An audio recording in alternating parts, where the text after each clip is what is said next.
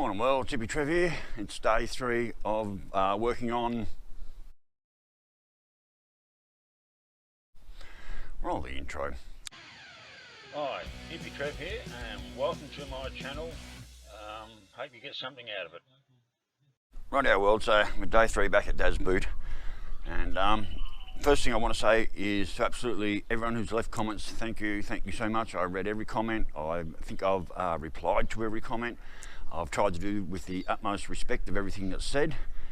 Yeah, a lot of good comments there. And firstly, I'd like to get straight into it and just basically rule out a couple of things of what I believe it is not. Firstly, I do not believe it's the radiator. And I've got a story about that, and I'm going to put a link down later when I tell you what's happening there. So the radiator's not it, and also if the radiator was the problem, both temp gauges would be going nuts. It's not the thermostat. That is the new thermostat I put in yesterday, then took out and put the old one back in. The old thermostat wasn't really a problem. I just suspected that straight up because of what happening and so forth. And when I did pop the cap, there was a lot of muck in there. I think some shit's been completely dislodged in there, and that's maybe what's causing the blocks in the water galleries. So I believe it might have been some muck dislodged, and that's what's happening. The gauges, well, everyone's telling me, well, sorry, with the gauges, a few people have said, oh look, that gauge is completely stuffed. Well, it isn't. I did a test yesterday where I showed you dropping in the water. One was slightly warmer than the other one, but there was no adverse reactions. And also a couple of days ago, I actually reversed the gauges over left to right, and then the right gauge started doing exactly what the left one's been doing. So I'm pretty sure I can rule out the temp gauge, but that's not 100%. I'm actually going to do a swap over again today and just film that to show exactly that I don't believe it's the temp gauge. And yeah, someone said pull the valley. Well, I don't want to, but if I have to, I will. First thing before I get to the valley is I'm going to order in about 3 water pump gaskets. It could be a water pump problem, spinning through on the right side and not delivering water properly through on the left. So my next theory is pull the water pump, drop that hose in there and flush, and see if I can get something to come out. So like I said, I just order in about 3 water pump gaskets. It's always good to have them sitting on the shelf. It could be a dodgy water pump. Now I haven't started or checked anything on it today, but what I did notice before I pulled the cap, now I don't know if you guys can actually see it, but right there is a tiny bit of water, and that would not have been left over from yesterday. I'll take a couple of photos of it and I'll put it on. So here's a couple of close-up photos. I hope they work.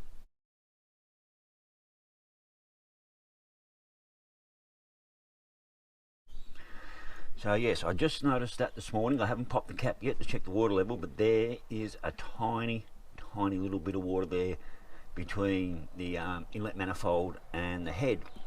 And I had a couple of people saying, why aren't I running coolant?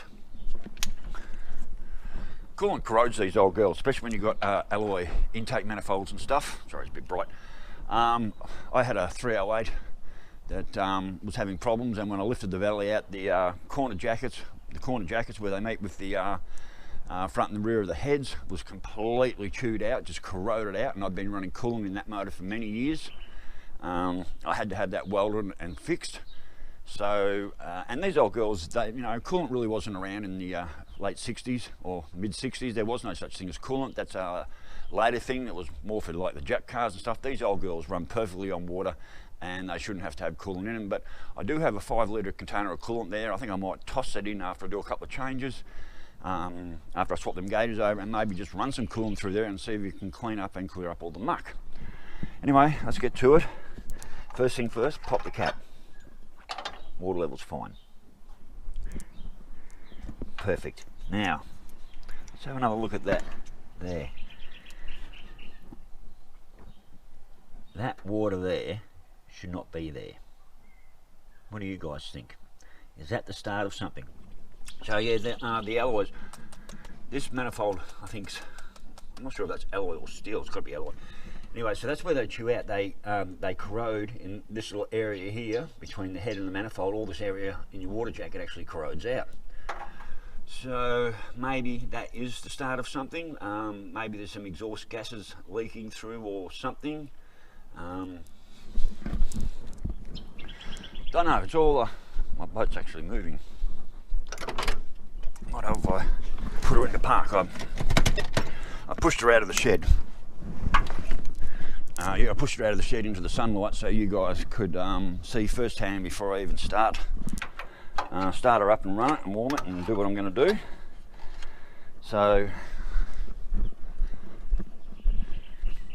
now the starter motor will probably just spin over a few times. It seems to do what it does that when it's cold. Once she's warmed up, the starter motor seems to be fine. So start first time. Thank you, baby. Good girl. All right, let's get her warmed up. So the motor's running perfectly. Someone said, oh, definitely a blown head gasket. Well, I don't think it's a blown head gasket because I've been driving this motor for over 2 years now. Come on, baby. And there's no difference in performance. There's no abnormal noises. There's no water coming out the exhaust pipes. I can pretty much 100% rule out a blown head gasket. Well, that's my theory anyway. Now, I'm going to drop a link below to when I first put this motor in. It's a bit of a long, this is a bit of a long conversation, but when I first got this motor, I bought it, had been sitting in a guy's shed. He had it in a HK, so it just dropped straight in, had the right sump, start, absolutely everything was there. And had been sitting in his shed, so when I first put it in, I go like 4 or 5 miles down the road and overheat, and I'd pop the cap and water would blow everywhere, and it also blew newspaper everywhere.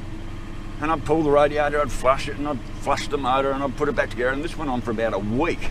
And I swapped radiators. I had a spare radiator, so I swapped radiators 3 or 4 times, and just paper after paper after paper after paper just get coming out and just going everywhere. And I drove the Bundy one trip, and I had to stop about 8 or 9 times on the way there, just refilling with water, and every time I popped the cap, blow water in the air and just newspaper everywhere. So I believe what happened is a mouse or a rat had got up into the motor and had been nesting in there. So anyway, I pulled the water pump, completely flushed the motor. I took the radiator into Bundy Radiator Repairs, and they rotted, flushed and repaired and cleaned that radiator, so we know it's working. That radiator actually was working 2 years ago when I first went in there. It was working. He said there was 1 or 2 lines a bit dodgy, but it was running at 95%. So the radiator, we can rule that out as being a problem. So yes, when I first put this motor in here, there was just newspaper everywhere. I'm starting to wonder after a few years, and when I sort of give her a bit of a blurt coming out of Chills the other day, when I hit her up to 80 mile an hour, passing all them cars, I dislodged something that has blocked off one of the left-hand side water galleries. Now, the fact that the gauge goes up and down, you know, that's pretty weird. And like I said, the test I'm going to do today is I'm going to swap them gauges over and see exactly what happens. I've gone back to the original thermostat I had in here that I've been running for 2 years without any problems. I didn't like that one I got in there. That new one I got from JJ's, it seemed to open, close, where this one sort of gets to operating temp and just, the gauge just sits at 180 perfectly, both of them. Well, one sits slightly higher than the other by about 3 or 4 degrees, but they don't fluctuate, they don't go up and down like that new one I put in. It was sort of going up and coming down and going up. I put the old one back in and test drove it again late last night. I didn't finish working on this till 6:30, 7 o'clock last night. It was a long day. I put about 5.5, 6 hours into this yesterday. Took her out for a drive late last night. The right gauge, bang on 180, didn't move, and the other gauge, it went really well for a while, and then it just started doing its bullshit all over again. So that leads me to believe that it's not a faulty gauge, because it doesn't happen all the time. I ran it for about 10, 15 miles, and I thought, oh geez, I've actually fixed this. I've bloody well fixed it. And then, boom, it just started doing its bullshit all over again. So anyway, the plan is today, warm her up, take for a run, and then get home, swap them gauges over, left to right again, and then take her out and see if the right hand gauge was doing what the left hand gauge was doing. So, but anyway, look, thank you everyone for all your comments. I do try and respond with absolute respect for everything you say. I read them through carefully, and I try and give I do try and respond. I try not to sound like a dick when I'm responding, but you know, some of the things that I said, I just sort of can say, well, no, I can pretty much rule it out. But I take everything on board, and I think about everything because, well, you know, I don't know everything, and sometimes someone can just tell me some little thing and oh shit, I might not have thought of that. But most of the comments I got, I'd already gone through those stages of testing and so forth. So, but finding that little drop of water there on that manifold this morning, yeah. So and I can't remember your name. I'm really sorry, but someone said, "Oh, pull the manifold belly out." Well, yeah, I think that that might be a strong possibility. But first thing I said, if it's still playing up today, which I'm pretty sure it will, I think the first thing I would like to do is just pull the water pump, and that gives me good access into the block. I can get a hose right in there. I can just give it a good on solid flushing. And hopefully, if there is something in there, I can completely dislodge it. If that doesn't work, yeah, it's definitely pull the valley. And more than likely, worst comes to worst, in the day, I will have to pull the left head off and just get in there and just get the air compressor in there and just blow every water gallery out that I can. So, anyway, so at the moment, both gauges are coming up fairly evenly. So that also tells me it's not a faulty gauge. The left one does, at running temp, does run about 4 to 5, between 5 and 10 degrees warmer than the right. So no, I 100% don't believe it's a faulty temp gauge. I seriously and firmly believe there's something going on the left bank of this motor. Now let's go out again. I've got her up to idle speed. Make sure I want to see that little drop of water in there is gone. Not there. So this has been sitting all night with like hasn't been run or anything, so all the water would have been dried off from last night's driving. So there's no reason that little tiny drop of water should have been there at all.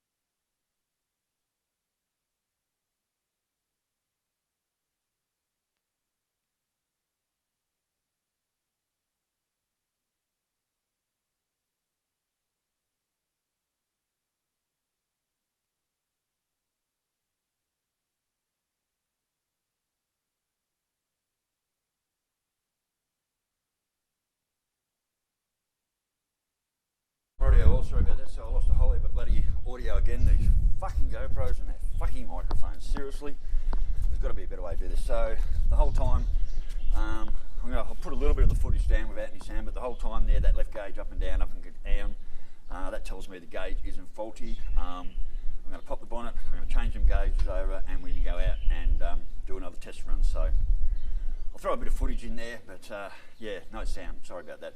Bloody GoPros. Right now, well, yeah, that was a lot of audio lost, unfortunately. So, right now,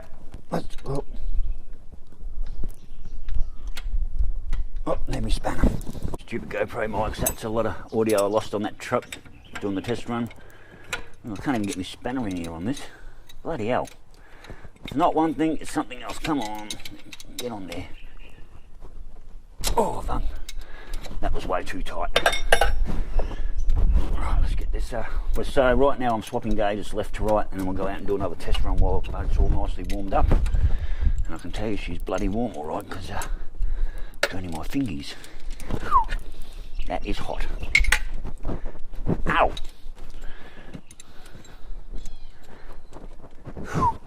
That is hot as. Right. Right side gauge out. So I can get this one undone. Yep, there it goes. I'm going to burn my toes in a minute. Oh shit. Holy shit. I've just spot my heater hose. Okay. I've just noticed, you probably can't see there, my headline hose is split. So, I don't know how much water I've got in the radiator, or how much water I lost. It was fine when I checked it. Yeah, look at that. Just completely gone. Anyway, chuck that away. Don't need that. I don't believe that's any of the problem. But anyway. So yes, that test run I just did without any audio. As I was saying, I don't believe it's the gauge. And I did swap these gauge overs I did swap these gauges over a couple of days ago. And the right was doing exactly what the left was doing. So to me, that sort of tells me that it's not a temp gauge problem. Someone said I should buy good quality temp gauges. Well, you're probably right. These are just cheap bloody Autobarn shit. But these have been running perfectly for 2 years. So, and that little bit of water hasn't come back on the manifold there. So anyway, I'll have to not tighten this so much. That should do it. Right one in, the left side.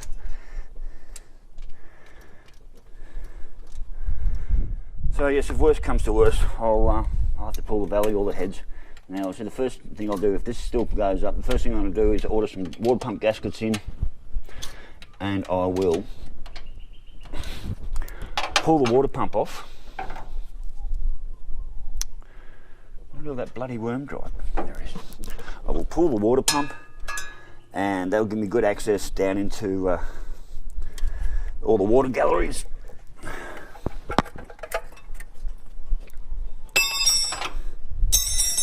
Good reason there never to cut your hoses short. Right.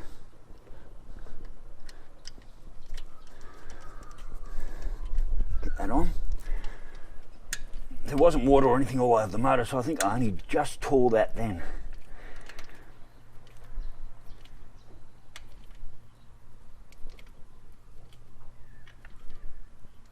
That should do that.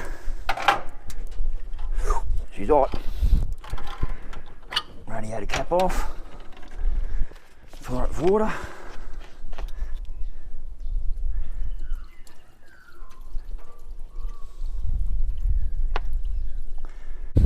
Anyhow, worlds, temp gauges are swapped over. Let's go for a test run and see what we can see. So we can rule out a faulty gauge.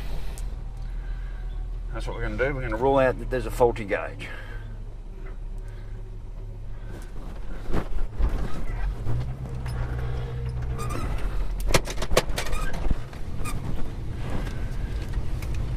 Or we're going to find out we do have a faulty gauge. Oh, sorry about that. So the right gauge is the one we're going to be worrying about at this time.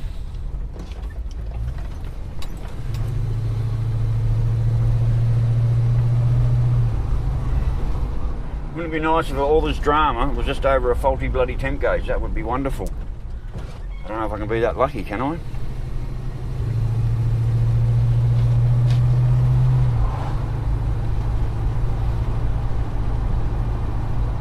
So, right gauge, which is the left bank that's been playing up, sitting at 180. Right gauge, sorry, left gauge, just above 180.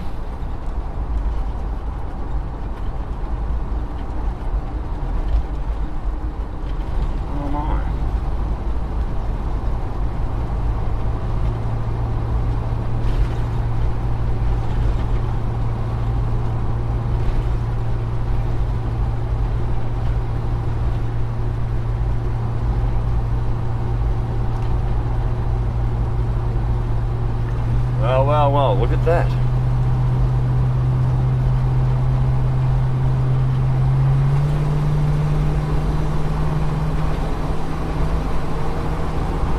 Right gauge below 180 in the left side of the block.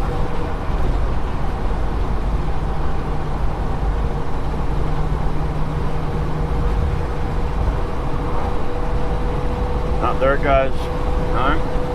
Up and down.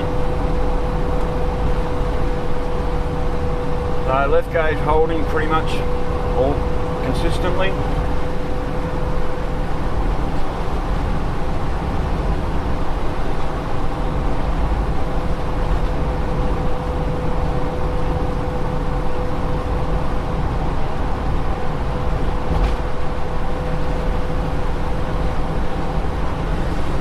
Right, let's get up to cruising speed. 60 mile an hour.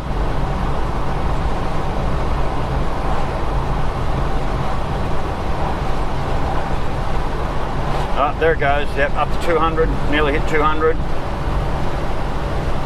Back down. Okay, I've got a bloody truck in front of me.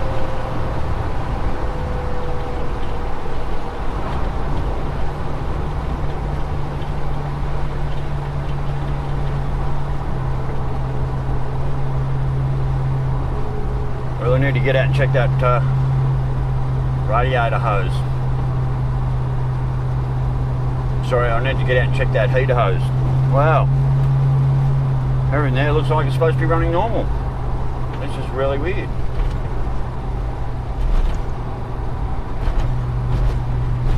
So left gauge, which is the one that was in the left block, is now in the right block and sitting perfectly still. The right gauge running hotter by a little bit. Oh, there's a truck in front. I got a truck in front of me. We're doing like 40 mile an hour.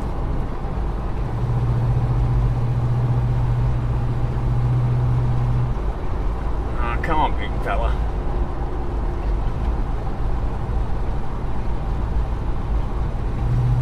Well, that's encouraging.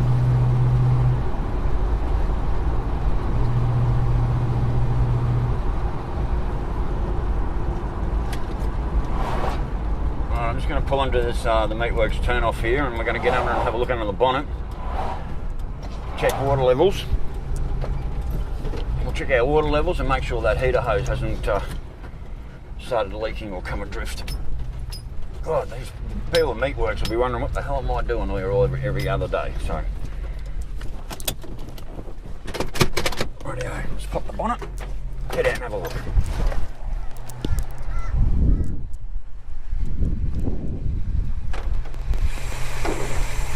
Right, no water leaks. Popping the cap. No pressure. Water's good.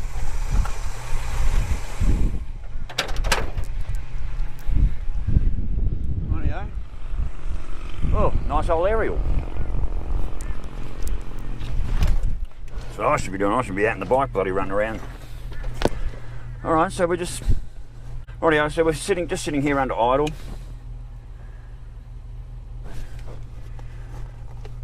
Well. Let's go, head back.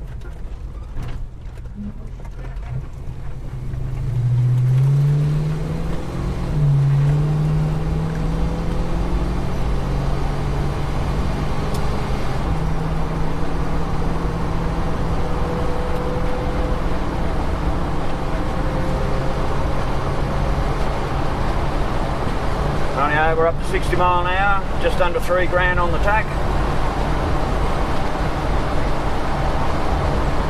And there goes the right gauge. Left gauge sitting perfectly, and there's the right gauge going up. Look at that, okay, look at that.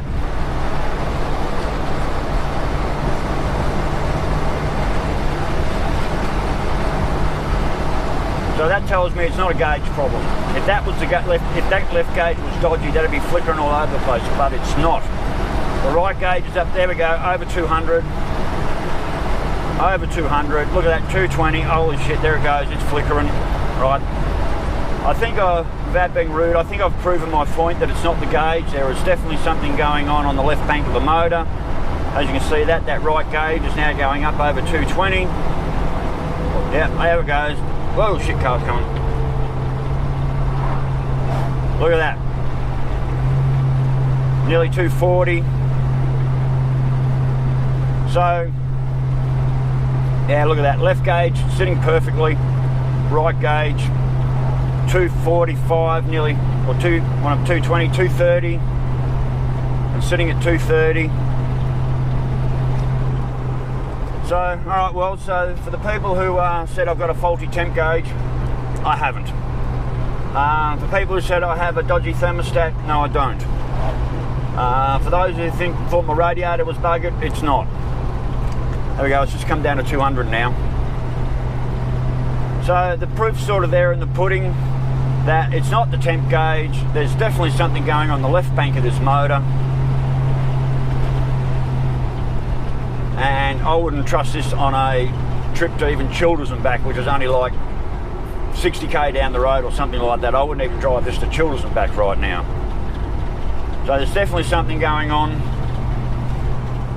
I said my next job will be I'm gonna order a couple of water pump gaskets in.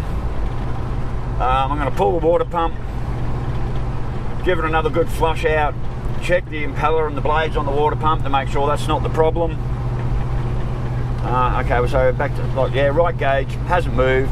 Sorry, left gauge hasn't moved, which is in the right part of the right block. Left one's come back down. Well, right gauge has come back down, which is the left block, but I'm not trusting it. So yeah, there is definitely something going on in the water galleries. Like I said, I want to pull the water pump first and give it a flush before I start lifting valleys off. Who knows what corrosion I'm going to find when I lift that valley off. So alright, well, I am going to close it out here. I'm nearly home in the driveway, and I'm going to go on, right now, I'm going to go and have a cup of tea and a durry, because I think I've come to the conclusion there is something definitely going on in the motor that is a little bit more than we first thought. So rightio, well, do you know the drill? Stay safe, keep your knees in the breeze, and I'll catch you later. Bye.